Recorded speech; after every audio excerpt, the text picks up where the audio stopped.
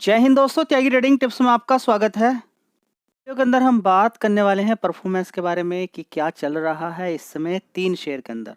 पहला, एससीसी के अंदर क्या चल रहा है, शेयर के अंदर एफआईस क्यों खरीदारी कर रहे हैं, डीआईस क्यों खरीदारी कर रहे हैं, क्या कुछ है इसके अंदर बढ़िया चीज़, कितना ये गिर चुका है, 50% से भी ज़्यादा गिरने के बाद एफआईस डीआईस को क्या चीज़ इसके अंदर अच्छी लग रही है, उसके बारे में चर्चा यहाँ पर करने वाले हैं।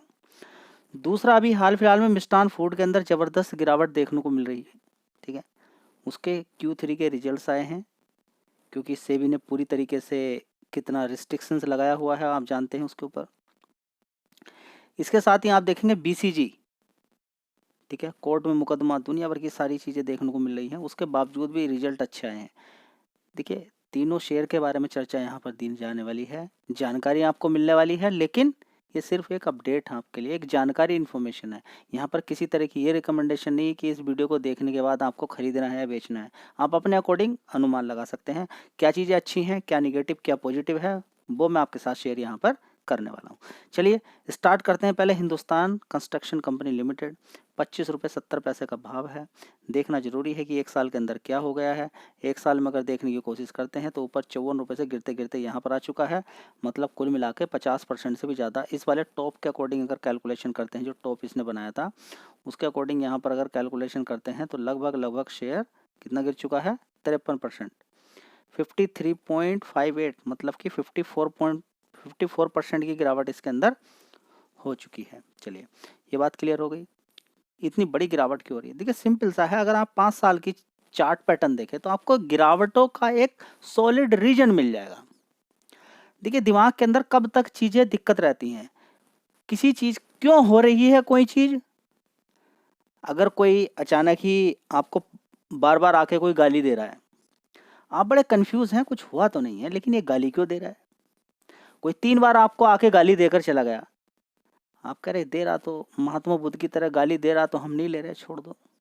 कोई चीज़ अगर कोई फूल दे रहा है, कोई मिठाई दे रहा है तो हमने ले ली, तो हम ले सकते हैं, नहीं तो हम मना भी कर सकते हैं। सेम गाली का भी है, अगर आपको कोई गाली दे रहा है तो आप चुपचाप बैठ जाइए, सुनिए मत उसकी बात, उसकी गाली उसके पास ही रहेंगी। ठीक है, न जाने कितने लोगों की परेशानी दूर हो सकती है। ये गाली देना, तेजी से बोलना, अगर इस चीज़ पर विचार अगर किया जाए, अगर कुछ लोग बोले ही ना, अगर बोलना ही बंद कर देना तो बहुत सारी परेशानियां दूर हो सकती हैं। समझ में आता है? तो एक दिमाग के अंदर खलबली सी रहती है कि ये क्या चल रहा है, ये क्यों हो रहा है, ये क्यों गिर रहा है। स्टॉक मार्केट को लेकर दिमाग में क्या चल रहा है आपके, खलबली, क्यों गिर रहा है। अब उसका रीजन मिल जाए तो खलबली वो शांत हो जाए। रीजन कि एफआईज माल बेच रहे हैं, ऐसा नहीं सारे शेयर के अंदर ही बेच रहे हैं, कहीं पर खरीदारी भी हो रही है। एफआईज लगातार माल बेच रहे हैं। दूसरा, ट्रंप ने, आपको मालूम ही है कि रेसिप्रोकल टैक्स लगाने के लिए बोल दिया है, और बात करें स्टील पर और एल्युमिनियम पर तो 25% का फ्लैट पूरे ग्लोबली लगा दिया है सभी पर। तो लगा दिया है तो मतलब समझिए क्या क्या ट्रंप पीछे हटने वाले नहीं। रेसिप्रोकल का क्या, जितना कोई दूसरा कंट्री लगा रहा है उतना लगा पाएगा, नहीं लगा पाएगा। वो कहेगा कि आप कम कर लो, बेटर रहेगा, नहीं तो हम लगा देंगे। ठीक है, जैसे कि मैक्सिको कनाडा पर अभी और चाइना पे आपको पता ही है क्या हुआ। चाइना ने भी बोल दिया रिवर्स में कि भाई हम भी आपके ऊपर लगाने वाले हैं और ज़्यादा ही लगाएंगे।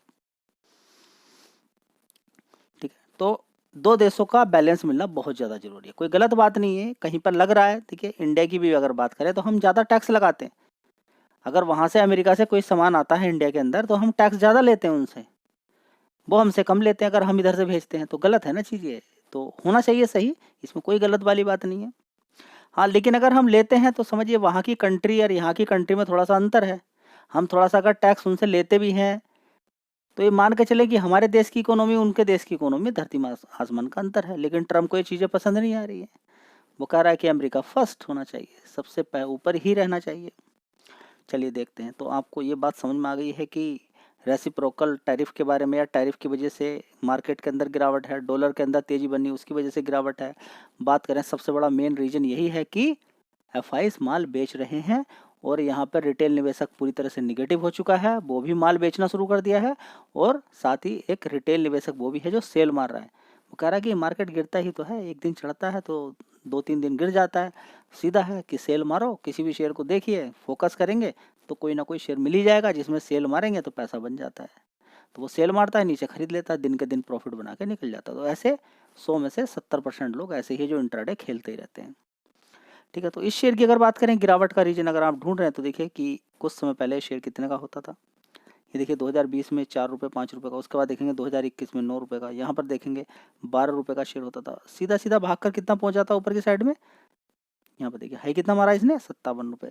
4-5 रुपये का शेयर 57 रुपये मार देता है और आप कह रहे हैं कि गिरावट ना हो।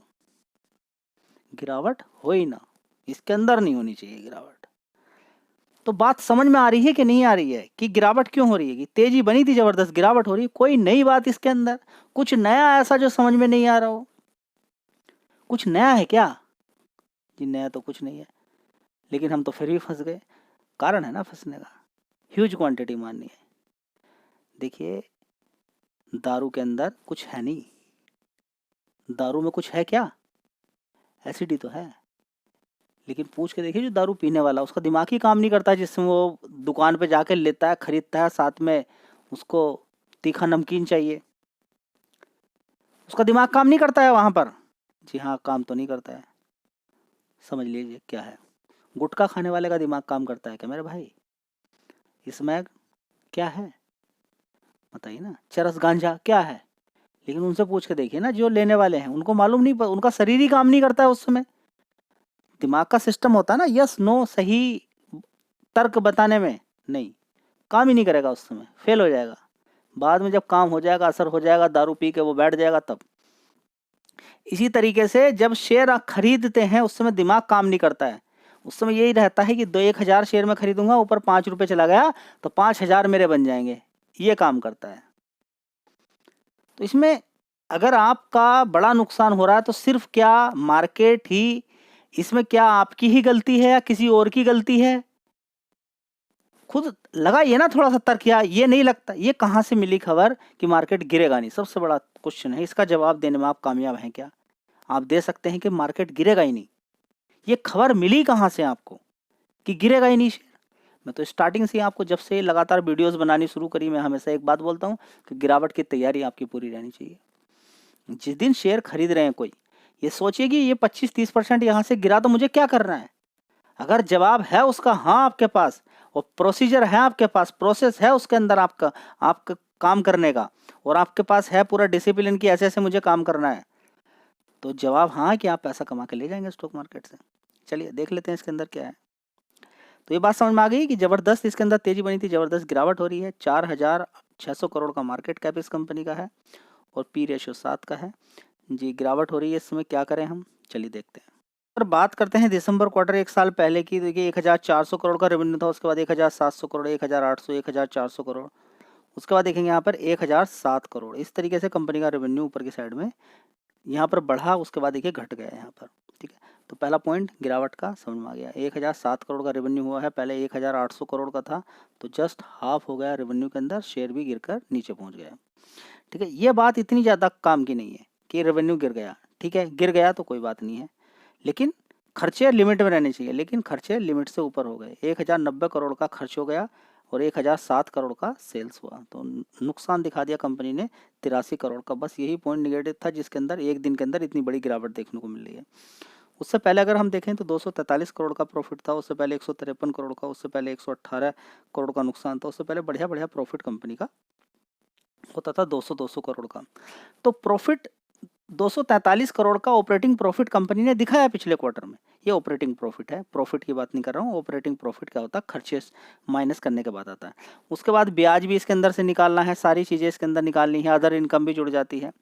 अब क्या है कि कंपनी के अंदर अदर इनकम बहुत ज़्यादा हो जाएगी, तो अगर नुकसान भी कंपनी को हुआ तो ये भी जुड़ेगा इसके अंदर। 83 करोड़ का नुकसान हुआ है तो 583 करोड़ का इसके अंदर अदर इनकम जुड़ जाएगा।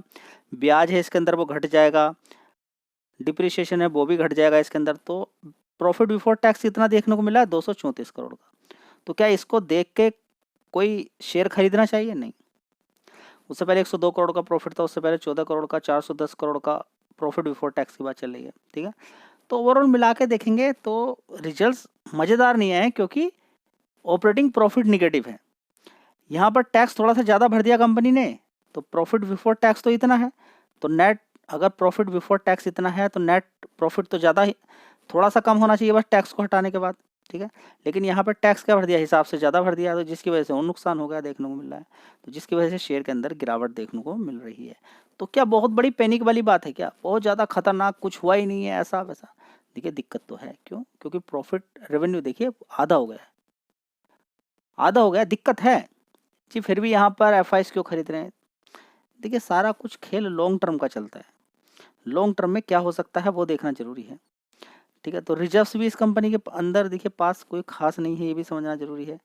कितना है यहाँ पे देखेंगे 96, कितना 96 करोड़ का। बोरोइंग कितनी है 2232 करोड़ की। तो आप में से किसी ने कहा कि एफ आई डी आई सी इसके अंदर खरीद रहे हैं, हम भी खरीद लें क्या, ये हो जाए वो हो जाए। देखिए वो बेचना शुरू करेंगे फिर क्या करोगे आप, समझिए बात को। तो सारी चीज़ें आपको देखनी है, आपको कंपनी के फंडामेंटल देखने हैं, उनके ऊपर पूरी तरीके से नहीं जाना है।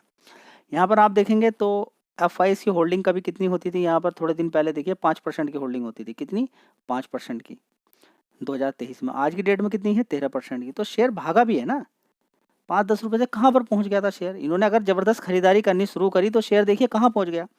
इसके साथ ही अगर डी देखें तो डी देखिए 8% थे, ऐसा नहीं कि देखिए बेचते भी हैं खरीदते भी हैं।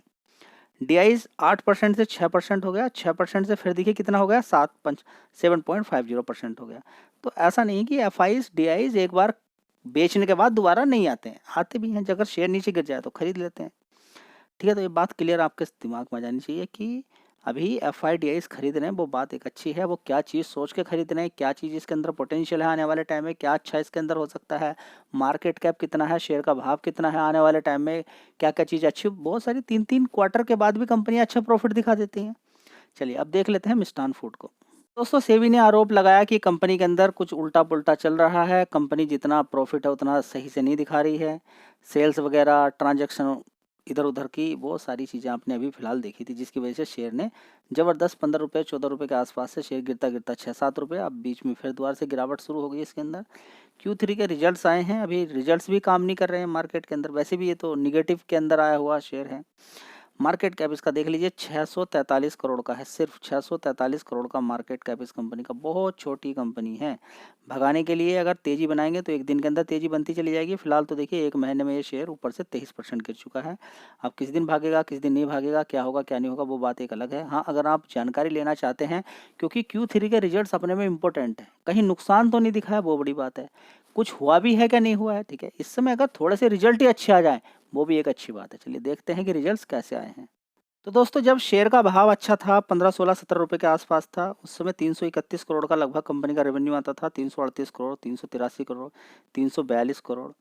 तो अभी देखिए 300 की रेंज में ही है, लेकिन हाँ थोड़ा सा कम हुआ है, लेकिन 331 करोड़ से कितना है 323 करोड़ है, ठीक है।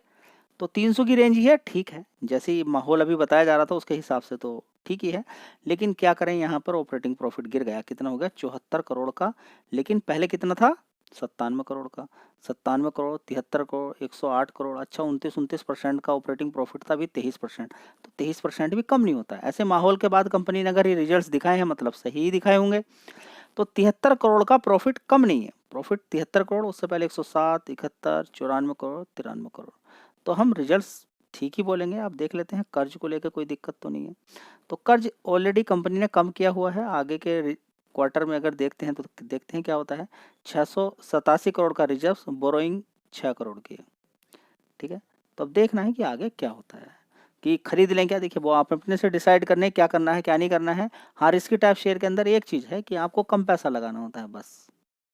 दोस्तों अगला शेयर होगा ब्राइटकॉम ग्रुप, बड़ा ही पॉपुलर शेयर, मल्टीबैग का रिटर्न दिए, बाद में सेबी ने ऐसा एक्शन किया कि बड़ी दिक्कत हो गई, ठीक है। तो बीसीजी के बारे में बहुत सारे लोग जानते हैं, तो देख लेते हैं कि क्या डेवलपमेंट। देखिए जस्ट इन्फॉर्मेशन, कोई रिकमेंडेशन नहीं, खरीदना बेचना क्या करना है सारी चीज़ें अपने से कीजिए, क्योंकि एज पर सेबी रूल कोई अब ये नहीं बता सकता है कि आपको खरीदना है बेचना है। इस चीज़ को आपको समझना चाहिए। हाँ वीडियो के अंदर पॉजिटिव निगेटिव पॉइंट देखने के बाद, सारी चीज़ें देखने के बाद कितना गिर गया है ये आप खुद से ही अनुमान लगा सकते हैं, किसी की ज़रूरत ही नहीं है आपको। चलिए तो यहाँ पर अगर देखें तो 2023 के अंदर अगर देखेंगे दिसंबर क्वार्टर की बात करें तो बीसीजी ने रेवेन्यू दिखाया 453 करोड़ का, उसके बाद 705 करोड़, उसके बाद 1182 करोड़, उसके बाद 1303 करोड़, अभी कितना दिखाया 1674 करोड़।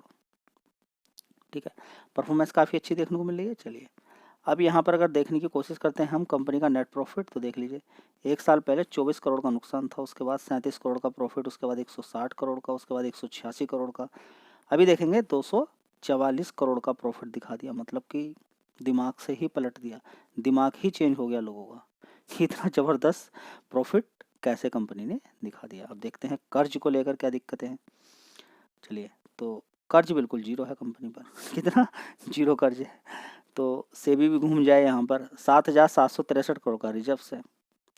तो इतनी सारी चीज़ों के बाद भी अगर ये रिजल्ट्स अपने सही दिखा रहे हैं तो कुछ तो कुछ चीज़ें ठीक हो सकती हैं। चलिए देखते हैं अब आगे क्या होता है। फिलहाल अगर हम यहाँ पर देखने की कोशिश करते हैं तो प्रोमोटर 18.38% की होल्डिंग है, FI से 8% है और DIC यहाँ पर ख़त्म है, DIC की कोई होल्डिंग नहीं है। चलिए, और सबसे ज़्यादा किसका है, पब्लिक 73.62% की होल्डिंग लेकर बैठे हुए हैं।